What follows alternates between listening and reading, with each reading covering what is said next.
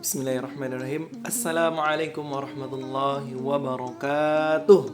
Kembali lagi bersama saya dengan Ustadz Abdillah. Halo anak-anak semua, apa kabar? Semoga kalian berada dalam lindungan Allah dan sehat selalu hendaknya. Amin ya rabbal alamin. Baik, bismillah. Alhamdulillahi rabbil bariyah. Salatu wassalamu ala rasulillah. Mabta'u lil qafatil ummah wa mawala. La hawla wa la quwata illa billah. Nah, sekarang kita akan mempelajari tentang sholat jamaah. Jadi pembelajaran fikih, pembahasan tentang sholat berjamaah. Nah, pengertian. Pertama kita masuk pada pengertian sholat jamaah. Sholat jamaah berasal dari bahasa Arab yang artinya al-jamaah, yang artinya adalah sholat yang dilakukan secara bersama. Sedangkan secara istilah adalah sholat jamaah bermakna adalah pelaksanaan sholat yang melibatkan dua orang atau lebih, yang diantaranya ada imam dan makmum yang saling menjawab dan saling mengikuti di belakang. Jadi imam mengangkat tangan, takbir, Allahu Akbar, dan diikuti dengan gerakan oleh makmum yang berada di belakangnya. Selanjutnya kita masuk pada hukum sholat berjamaah dan bersuci. Nah, di sini hukum sholat berjamaah terdapat dalam surah Al-A'raf ayat 29 yang Allah jelaskan, A'udzubillahi minasyaitonirrajim. Qul amara rabbi bil qist wa aqimu wujuhakum 'inda kulli masjidin wad'u mukhlishina lahuddin kama bada'akum ta'udun. Yang artinya, katakanlah, Tuhanku menyuruh kalian keadilan, dan katakanlah, luruskanlah muka dirimu di setiap sholat dan sembahlah Allah di masjid Allah dengan mengikhlaskan ketaatan kepadanya. Maka sebagai Dia telah menciptakan kamu pada permulaan, yang demikian pula lah kamu akan kembali kepadanya, yakni kepada Allah. Nah, maksud dari Al-A'raf ayat 29 ini, Allah Subhanahu wa taala menyuruh kita agar selalu sholat berjemaah di masjid, apalagi kepada kaum muslimin yang laki-laki. Maka tentu ini wajib untuk sholat berjemaah di masjid, karena laki-laki nantinya akan menjadi pemimpin dan mereka akan menyampaikannya kepada keluarganya yang ada di rumah, yakni kepada anak-anak dan istrinya. Maka sholat kepada Allah, bersembahyang kepada Allah, menyembah Allah dalam masjid, maka merupakan salah satu perintah dari Allah Subhanahu wa taala berdasarkan dari surat Al-A'raf ayat 29 ini. Nah, kemudian ada hukum sholat berjamaah dan bersuci terdapat dalam Al-Maidah ayat 6. Di sini Allah Subhanahu wa taala menjelaskan, A'udzu billahi minasyaitonir rajim. Ya ayyuhalladzina amanu idza qumtum ila sholati faghsilu wujuhakum wa aydiyakum ilal marafiq wamsahu biru'usikum wa arjulakum ilal ka'bayn wa in kuntum junuban fattahharu wa in kuntum marda aw على سفر أو جاء أحد من الغائط أو لامستم النساء فلم تجدوا ماء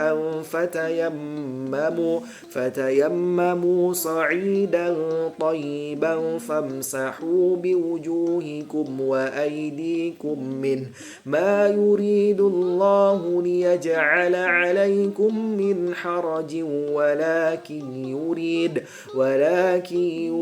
ليطهركم وليتم نعمته عليكم لعلكم تشكرون.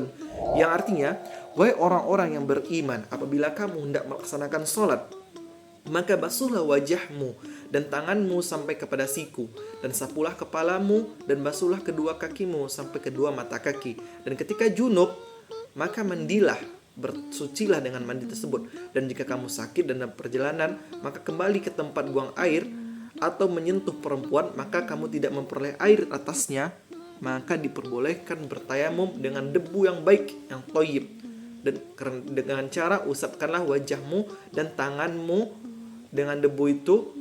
Kemudian Allah tidak akan menyulitkan orang-orang yang bersuci tadi, akan tetapi Dia hendak membersihkan kamu dan menyempurnakan nikmat Allah bagimu agar kamu bersyukur. Itu artinya Al-Maidah ayat 6 tadi. Nah, di sini jelaskan bahwasanya ya ayyuhalladzina amanu idza qumtum ila shalah, wahai orang-orang yang beriman apabila kalian hendak mendirikan salat.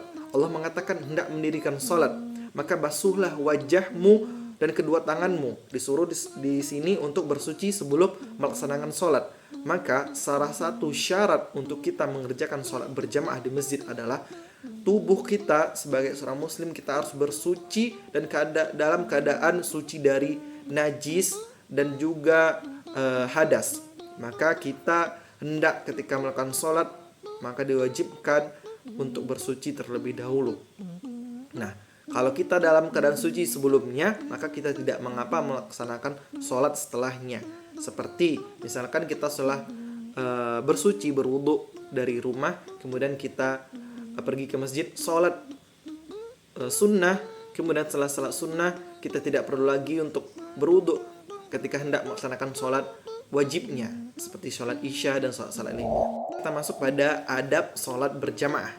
Nah, adab pertama ketika hendak melaksanakan sholat berjamaah, ketika kita telah memasuki masjid maka dianjurkan untuk sholat sunnah. Nah, sholat sunnah ini disuruh oleh Nabi Muhammad SAW sebelum kita memasuki atau memulai sholat wajib. Jadi kita sebelum juga duduk di masjid kita sholat sunnah 2 rakaat, ininya sholat sunnah tahiyatul masjid. Dan waktu iqamah yang masih lama, maka duduklah dengan tenang dan menghadap kepada kiblat dan kita berdoa kepada Allah Subhanahu wa taala. Nah, berdoa di sini merupakan salah satu waktu yang mustajab ketika berdoa kepada Allah.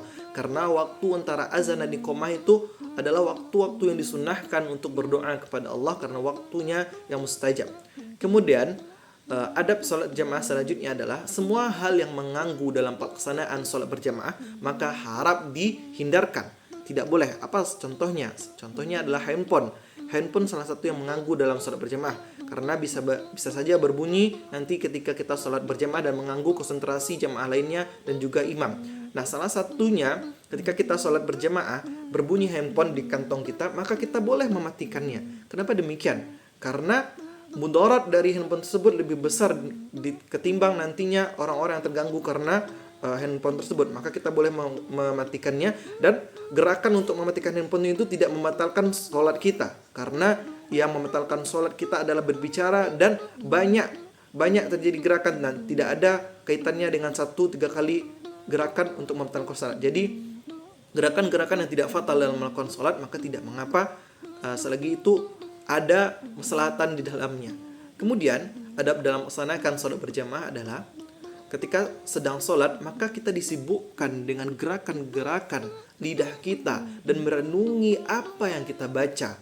Maka ketika kita membaca dari takbiratul ikram Allahu Akbar, maka Allahu Akbar tadi kita tahu maknanya. Takbir yakni Allah lebih besar dan tidak ada yang lebih besar daripada Dia. Maka kita merenungi setiap bacaan kita dari mulai Al-Fatihah, dari mulai takbiratul ikram, Al-Fatihah, kemudian ruku, i'tidal, sujud dan lain-lain bacaan lain ketika sampai salam, dan kita tahu dan merasa khusyuk terhadap bacaan yang kita pahami tersebut karena kita mengetahui makna dari bacaan yang kita baca. Kemudian adab sholat berjamaah selanjutnya adalah ketika sholat shaf itu diluruskan dan dirapatkan oleh imam. Nah, cara meluruskan dan merapatkan shaf ini ketika imam mengatakan sawu sufufakum. Nah, itu dikatakan itu salah satu juga hadis dari Rasulullah bahwasanya rapat dan lurusnya shaf ini merupakan kesempurnaan dari sholat berjamaah. Dan diluruskannya shaf itu ketika imam melihat makmumnya maka mengatakan shaf mustaqim mu'tadiru, luruskan dirapatkan dalam bahasa Indonesianya. Kemudian dirapatkan bertemu tumit kaki belakang dengan tumitnya, kemudian bahu dan bahu juga bersentuhan dengan makmum yang lainnya. Maka itulah dikatakan sholat shaf yang lurus dan dirapatkan. Karena shaf yang lurus dan dirapatkan ini merupakan salah satu kewajiban dalam kita melaksanakan sholat berjamaah dan sholat wajib di dalam masjid. Karena ketika kita renggang shafnya maka setan-setan akan menyelingi shaf kita yang senggang tadi. Maka kita diwajibkan untuk meluruskan shaf. Kemudian adab sholat berjamaah selanjutnya adalah semua gerakan imam tidak boleh terlalu telat dan tidak boleh juga mendahului imam. Nah, ini juga merupakan adab dalam sholat berjamaah. Ketika kita menjadi makmum, kita tidak boleh mendahului imam dalam hal gerakan ataupun bacaannya, karena dia adalah memimpin kita dalam sholat. Dan begitupun sebaliknya, imam juga tidak boleh terburu-buru terlalu cepat dalam melakukan sholat, dalam melakukan gerakannya. Jadi tidak terlalu telat dan juga tidak boleh mendahului imam dalam gerakan makmum. Dan ketika imam bacanya lupa, maka makmum yang berada di belakang imam dianjurkan untuk memperingatinya. Memperingatinya ketika makmumnya laki-laki, maka mengucapkan subhanallah ketika imam yang salah rakaat.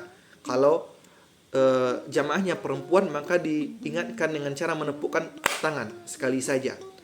Mengapa demikian? Wanita tidak boleh mengucapkan subhanallah dalam sholat, karena suara wanita ketika mengingatkan itu merupakan aurat bagi para kaum laki-laki, maka tidak boleh mengucapkan tersebut. Nah, kesimpulan yang dapat kita ambil dalam pembelajaran sholat berjamaah dan bersuci kali ini adalah, pertama, sholat berjamaah itu merupakan sholat yang wajib dilakukan oleh para kaum laki-laki, muslim laki-laki. Untuk melaksanakannya diwajibkan di dalam masjid, berjamaah secara bersama-sama di dalam masjid. Dan kemudian sholat berjamaah ini dilakukan karena salah satu tujuannya adalah untuk mempererat hubungan antara kaum muslimin dan kaum muslimin yang lainnya. Karena ketika kita sholat berjamaah, kita bertemu dengan kaum muslimin yang lainnya, kita bertemu dengan mereka dan mereka mengucapkan salam kita menjawab salam, dan hubungan kita saling bertemu tadi akan memperkuat tali silaturahmi. Dan kemudian ukhuwah Islamiyah tadi dihubungkan dengan adanya ibadah-ibadah yang lainnya dalam masjid, seperti kita membaca tahsinul Quran, mentadabburi Quran, dan mendengarkan kajian-kajian dari ustadz yang berada di masjid. Dan itu salah satu tujuan mengapa kita diwajibkan sholat berjamaah di masjid. Dan dalam Al-A'raf ayat 29 tadi Allah menjelaskan bahwasanya kita disuruh oleh Allah Subhanahu wa taala untuk menghadap dirinya dan untuk sholat berjamaah di dalam masjid. Dan Rasulullah sallallahu alaihi wasallam menjelaskan juga bahwasanya sholat berjamaah di masjid 27 derajat lebih baik pahalanya daripada kita melakukan sholat sendirian di rumah. Maka intinya kita haruslah untuk mengerjakan semua hal-hal yang diperintahkan Allah itu, baik sunnah ataupun wajib, maka kita harus mengejarnya, karena ini merupakan ibadah yang nantinya akan dibalas oleh Allah di hari kiamat nanti dengan pahala-pahalanya. Semoga kita berada selalu dalam lindungan Allah, selalu berada dalam rahmat Allah. Dan kita tutup dengan pembelajaran kali ini dengan doa kafaratul majlis. Subhanakallahumma wa bihamdik, asyhadu an la ilaha illa anta, astaghfiruka wa atubu ilaik. Wassalamualaikum warahmatullahi wabarakatuh.